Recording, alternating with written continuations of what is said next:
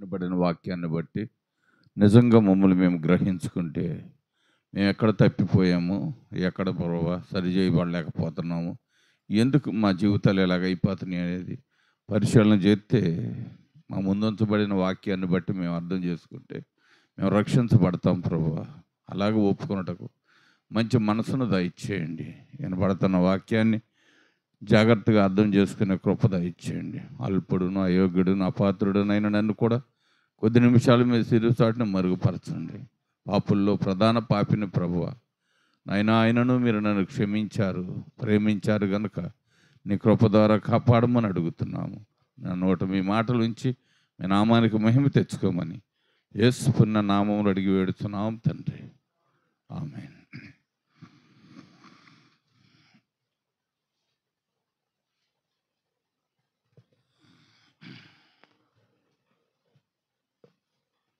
ఫిలిప్పీలకు రాసిన పత్రిక 3వ అధ్యాయము 17వ వచనం చూడండి.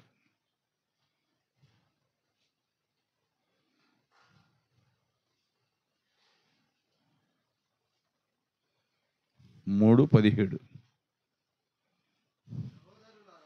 సహోదరులారా, మీరు నన్ను పోలి నడుచుకునుడి, నేను మీకు మాదిరి అయి ఉన్నాను.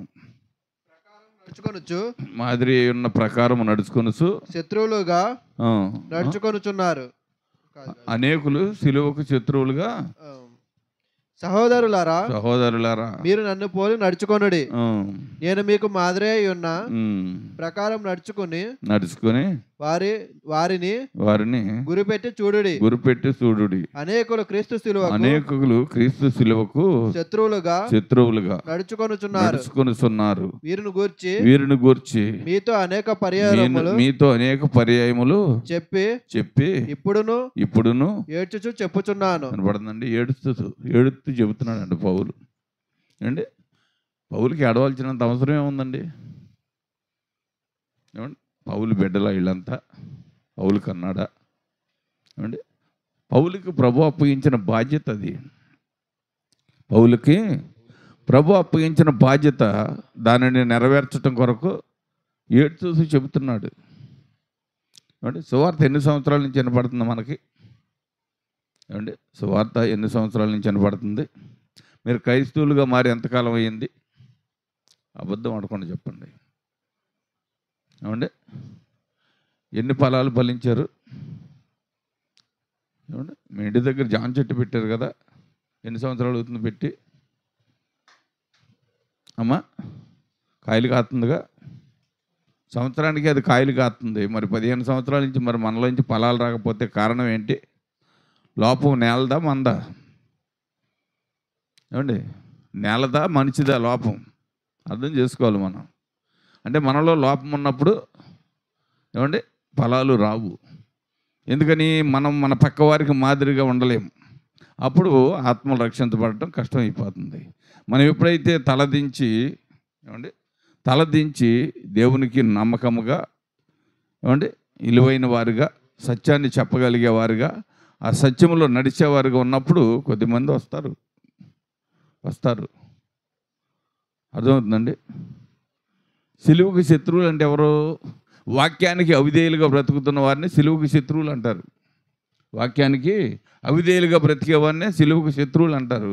వాక్యానికి అనుకూలంగా జీవించేవారు, వాక్యాన్ని ఏమంటే అనుకరించి జీవించి నడిచేవారు సిలువుకు అనుకూలమైన వ్యక్తులు. పౌలు అందుకే ఏడ్చి చెబుతున్నారు, శత్రువులుగా ఉన్నాం మనం ఇప్పుడు దేవునికి. అర్థమవుతుందా ప్రియులారా? ఇందాక దావీదు గారి గురించి చెప్పారు కదా. ఒకసారి 6వ అధ్యాయం చూడండి, కీర్తనల గ్రంథం 6వ అధ్యాయంలో దావీదు ఏం చేశాడు?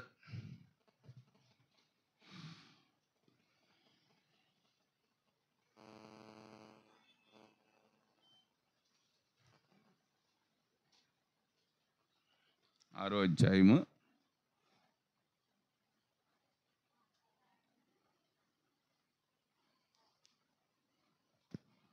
5వ వచనం కాడ నుంచి చూడండి, లేదా 6వ వచనం కాడ నుంచి చూసినా పర్వాలా. నేను మూలుగుచు అలసి ఉన్నాను. ప్రతి రాత్రి కన్నీరు విడుచుచు నా పరుపు తేలజేయుచున్నాను. నా కన్నీళ్ల చేత నా పడక కొట్టుకుని పోవుచున్నది. విచారం చేత నా కన్నులు గుంటలు పడుచున్నవి. వినపడుతుందండి. చిన్న తప్పు, ఒకే విచార పాపమే చేశాడు పౌలు, ఈయన దావీదు. దాని కొరకు దినదినము పరుపు కొట్టుకుపోతుందంట. ఆయన పండుకునే మంచం పడుపు కొట్టుకుపోయేంత కన్నీరు గారుతున్నారంట.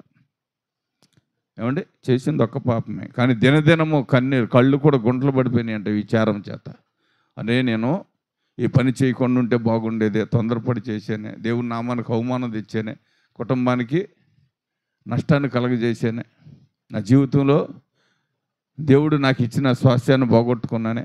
నాకు ఒక మంచి స్వాస్థ్యాన్ని ఇచ్చాడు. నేను బాలుడిగా ఉన్నప్పటి నుంచి ఆయనకి ఎంతో నమ్మకస్తుడిగా జీవించాను. ఈ కొంచెంలో నేను అపనమ్మకస్తుడిగా ఉండి దేవునికి విరోధంగా బ్రతకటం వల్ల నా జీవితం ఇలాగ అయిపోయిందని సరి చేసుకోమంటే ఆయన బిడ్డలు రాజ్యరకాన్ని భూమి మీద రాజు దేశాన్ని పరిపాలించగలిగారు. అదే సౌలు అంటే చిన్న ఆజ్ఞను అతిక్రమించి కుటుంబాన్ని బిడ్డలందరినీ పోగొట్టుకున్నాడు. ఆయన కూడా పోయాడు, చనిపోయాడు. చూశారండి, ఇద్దరు వ్యక్తులు. ఒక వ్యక్తి క్షమాపణ అడిగాడు, క్షమించబడ్డాడు, జీవించాడు. ఒక వ్యక్తి చేసిన తప్పును సమర్థించుకున్నాడు, భూమి మీద నుంచి కుటుంబం అంతటిని తుడిచివేసే పరిస్థితి తెచ్చుకున్నాడు. ఎవరైనా సరే అంతే, లోపడాలి. మొదట దేవునికి లోబడాలి. ఏమంటే దేవునికి లోబడాలి. దేవుని ఉద్దేశాలని నేను జాగ్రత్తగా ఆలోచించాలి. ఇక్కడ పౌలు ఏమంటున్నాడు అంటే ఏడ్చుచు చెప్పుచున్నాను. చదువున్నాను. ఫ్రాన్సిస్ 19 పిలుపు. మళ్ళీ తర్వాత చదవాలని చెప్పాను కదా. 19 అదే ఇందా చదివింది ఎంత 3 19. నాశనమే వారి అంతం, వారి కడుపే వారి దేవుడు. వారు తాము సిగ్గుపడవలసిన సంగతి యందు అతిశయపడుచున్నారు. భూ సంబంధమైన వాటి అందే మనసు నుంచుచున్నారు. వినపడుతుందండి. ఎన్ని నష్టాలు కలిగినా పర్వాలా, ఎంతమంది మరణం అయిపోయినా పర్వాలా, నేను మటుకి పై చెయ్య నాది, నేను దిగను. రమణ, వినపడుతుందా? నాది పై చెయ్య, నేను దిగను. పోతే పోతారు, నేను ఉండానుగా. ఏమండి, ఎంతమంది పోతే నాకెందుకు, నేను ఉండానుగా. అందుకనే కీర్తనల గ్రంథంలో 1వ అధ్యాయం ఉంటుంది.